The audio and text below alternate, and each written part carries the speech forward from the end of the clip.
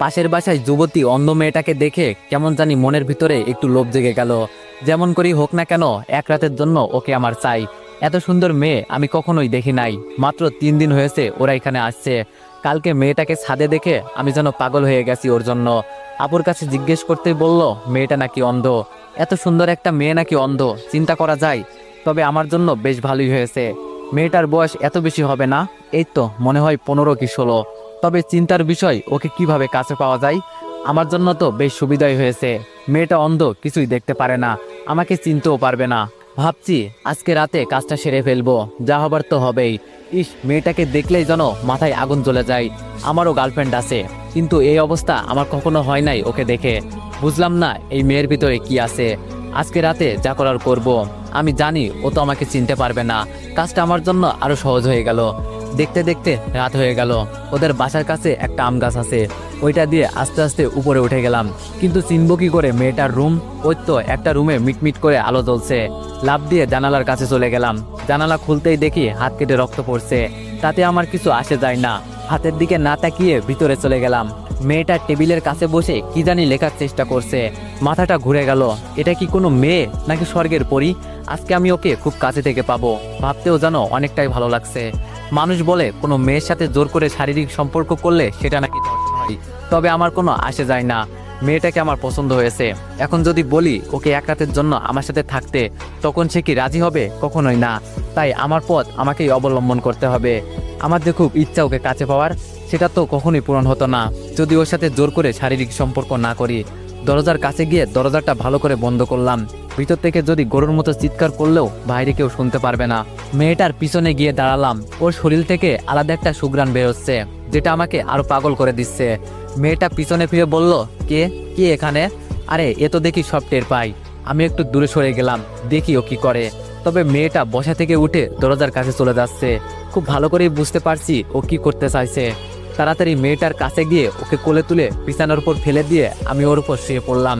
মেয়েটা এবার কান্না সুরে আমাকে বলল, ভাই আমাকে ছেড়ে দেন, আপনার পায়ে পড়ি। আমি বললাম সে পড়িও, এখন আমি যেই কাজে আসছি সেটা করি, চুপচাপ শুয়ে থাক। মেয়েটা এবার চোখের পানি ছেড়ে দিয়ে ছটফট করতে করতে বলল, আপনি আমার ধর্মের ভাই লাগেন, আমাকে ছেড়ে দেন, আমি একটা অন্ধ মেয়ে, আমার এত বড় সর্বনাশ করবেন না। মেয়েটার মুখে হাত দিয়ে বললাম, তোর এত কথা শোনার সময় আমার নেই। ওড়না দিয়ে ওর মুখ বেঁধে দিলাম।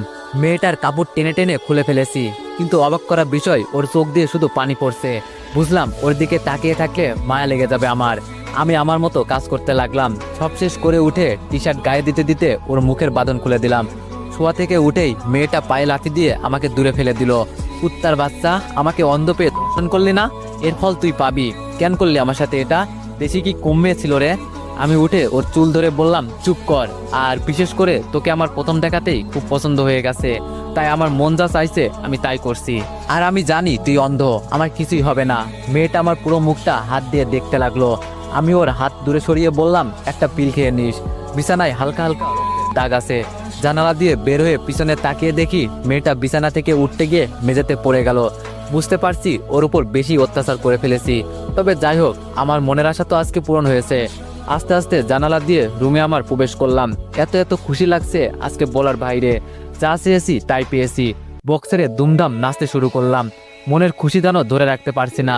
আমি যখন এই মেয়েটাকে কাছে চাইবো তখনই পাবো। ইস, কি যে ভালো লাগছে। আমার দেখা প্রথম কোনো সুন্দরী মেয়ের সাথে আজকে শারীরিক সম্পর্ক করলাম। আহা, কি আনন্দ আকাশে বাতাসে। হঠাৎ শুনি কে জানি দরজায় টুকু দিয়ে ডাকছে। আমি গিয়ে দরজা খুলতে ঠাস ঠাস করে 2টা চড় পড়লো আমার গালে। তাকিয়ে দেখি আমার বড় বোন। আমি আপুর দিকে হাসি দিয়ে তাকিয়ে বললাম, আপু আজকে আমি অনেক অনেক খুশি। আপু রাগী দৃষ্টিতে তাকিয়ে বলল, এই মাঝরাতে তোর নাচার সময় আমরা কি তোর জন্য ঘুমাতেও পারবো না একটুও? আমি বললাম, চেয়ে পরে ঘুমিয়ে নিস, আগে আমার সাথে নাচ। আমি আপুর হাত ধরে নাচাতে লাগলাম। ওই যে নাগিন গানে, ছেলেরা এই গানে খুব নাচতে পারে। রুমে পড়ে থাকা লাঠিরা দিয়ে আপু ইচ্ছে মতো আমাকে মারতে লাগলো। একটু পর আম্মু আব্বু সব ভাইয়া রুমে চলে আসলো। আমি আম্মুর কাছে গিয়ে দাঁড়িয়ে বললাম, তোমার মেয়ে আমাকে মারছে, দেখছো আম্মু? আপু আমার দিকে তেড়ে এসে বলল, তোরে মারবো না তো কি আদর করব? জানো আম্মু তোমার ছেলে কি করেছে? এই মাঝরাতে বক্সে গান ছেড়ে নাচানাচি করছে, তাও আবার আমাকে বলে নাচতে। বাবা রাগী দৃষ্টিতে তাকিয়ে বলল, কিরে দীপু, মাঝরাতে এটা কি শুরু করলি? আম্মু বলল, বাবা কি হয়েছে হঠাৎ তোর?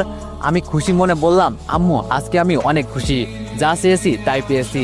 ভাইয়া আমার দিকে তাকিয়ে বলল, দেখ দীপু, এই মাঝরাতে আমরা কেউ তোর নাটক দেখতে আসি নাই, যা গিয়ে ঘুমা, এই খুশিতে আত্মরা হলে হবে না, সকালে এই খুশি প্রকাশ করিস। আমি আপুর দিকে তাকিয়ে বললাম, ডাইনি কথাকার, দেখে নিব তোরে। আপু বলল, তবে রে। আমি আম্মুর থেকে সরে গিয়ে বললাম, আয় দেখি সাহস থাকলে। বাবা ধমক দিয়ে বলল, এই তোরা যার যার রুমে যা, আর দীপু চুপচাপ ঘুমা গিয়ে। আমি মাথা নিচু করে বললাম, সবাই চলে গেলে শুধু আপু দাঁড়িয়ে আছে। আমি বললাম, আপু চল না একটু ড্যান্স করি। আপু চোখ লাল করে চলে গেল। যাক বাবা, কি এমন করে ফেলেছি আমি। দরজা লাগিয়ে বিছানায় শুয়ে আছি, তবে বারবার মেয়েটার মায়াবী দৃষ্টি আমার সামনে ভেসে উঠছে।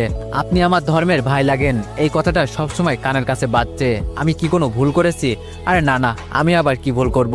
ও তো অন্ধ একটা মেয়ে, আমার আবার কি করবে? যখন মন চাইবে ওকে ব্যবহার করব। কিন্তু আমি তো এতটা খারাপ ছিলাম না। ওকে দেখার পর কেমন যেন ভিতরে হিংস্র কুশুটা জেগে উঠেছে। সত্যি ওর মতো মেয়েই হয় না, আমারও তো গার্লফ্রেন্ড আছে, তবে ওকে দেখে এতটা কাছে টানে না। ওর সাথে কখনো এসব করি নাই, আজকে প্রথম এই মেয়ের সাথে। ওকে কালকে দেখার পর থেকে ভিতরে কেমন কেমন জানি চলছিল। মন চাইছে যেন মেয়েটার ভিতরে ঢুকে যাই। ইস কি সুন্দর মেয়ে, মাথায় এখনো আগুন জ্বলছে।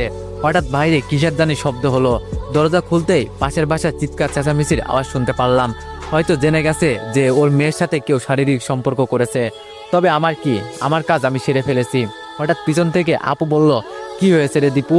এইসব কান্না চিৎকার চেঁচামেচির আওয়াজ কোথা থেকে আসছে? তো এভরিওয়ান, গল্পটি যদি ভালো লেগে থাকে তাহলে সবাই একটু বেশি বেশি কপি লিঙ্ক করে দিও, আর সবাই নেক্সট পার্টের জন্য একটু কমেন্ট করে দিও। ধন্যবাদ।